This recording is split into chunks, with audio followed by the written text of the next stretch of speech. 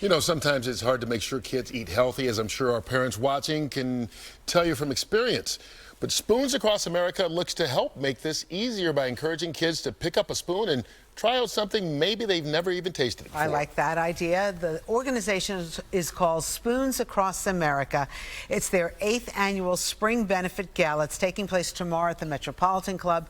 With us right now, the organization's Vice President, Katherine Gage Boulud, talking more about Spoons Across America. Nice to have you back on Good Day. Thank you so much. Tell us about the organization, because you are in all 50 states, but you partner with several of the public schools in our area. Absolutely. So Spoons Across America puts nutrition education programs into schools for children from kindergarten through 5th grade. And the point is that when children come into our classrooms, they're no longer ordinary students. They become food explorers. The idea is to excite them and get them thinking about ways that they can try something new, use their senses, become scientists, explore the world of food. And as the programs progress through the years, they learn more about the health side and their bodies and how to fuel themselves, as well as learning different recipes. So it's cooking. important because why? We hear more and more research about kids, young kids, being overweight. And, you know, part of it is like not eating healthy, but the other part is not moving either. Absolutely. Absolutely. The point is that we're trying to establish from a young age positive relationships with food, good eating habits that they can maintain through their lives. It's like a language. It's so much easier to learn as a child than as an adult, and adults are set in their ways oftentimes. It's hard to backtrack, so it's good to start early. So what do you say to kids? Look, I don't like that. I don't want to eat it. Mommy, stop it. What do you tell that kid? You say, look, I just ask you to take a taste, give me 5 words to describe it, and you don't have to try it again if you don't want it for a period of time. In my house, it's 6 months or a year. And you know, you're not supposed to be afraid of food. Don't be too controlling about it. It's just interesting. It's something to try. Talk about the way the program works with the schools. And Rosanna mentioned, 12 schools here in the New York area, 59 across the country, 50 states.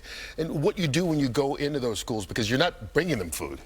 No, the idea is that we're providing a curriculum, a classroom setting, so that children have kind of a safe space to explore. It's almost like a science lab. The idea is that they get to be interactive, hands-on.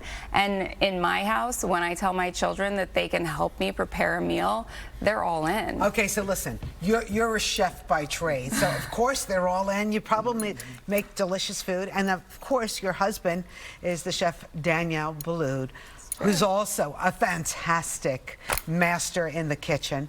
What is the most interesting foods your kids have eaten? Most interesting foods. I mean, they've just recently started eating sushi. We have a new sushi restaurant down at 1 Vanderbilt called Joji. Oh. That, I went there the other night.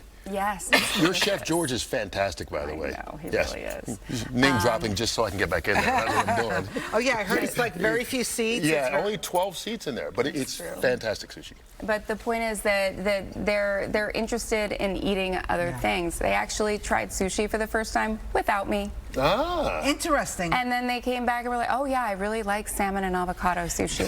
I remember, with my kids, I just gave them whatever we were eating. So broccoli rabe, which is like a very kind of bitter broccoli. Yeah, exactly. And they've liked vegetables forever. So I mean, not just the other stuff. Well, a hugely important part is sitting down together as a family and eating meals as kind of a family tradition. It's also a really great way to stay connected with your children. The statistics all show that children who eat dinner with their parents 3-4 times a week are so much better off as they get into those complicated teenage years. It keeps them away from all of the bad stuff that's coming their way. All right, you've got a fundraising event happening tomorrow night at the Metropolitan Club.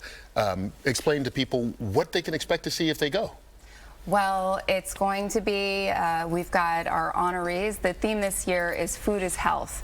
There's a big movement at the moment, Food is Medicine, where we're trying to get doctors more involved in nutrition.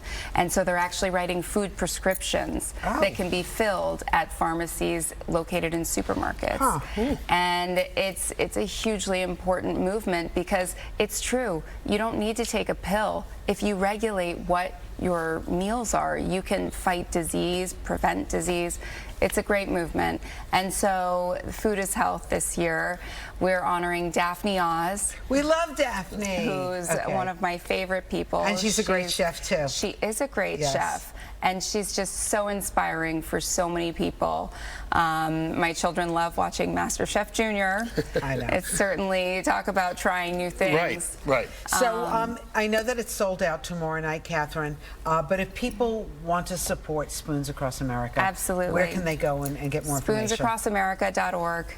And you can go on to make a donation. You can sign up for our newsletters. Just find out more about us and stay in touch. Well, we appreciate you sharing your message with us today. Thank you so much. Say hello to Danielle. Yes. All right,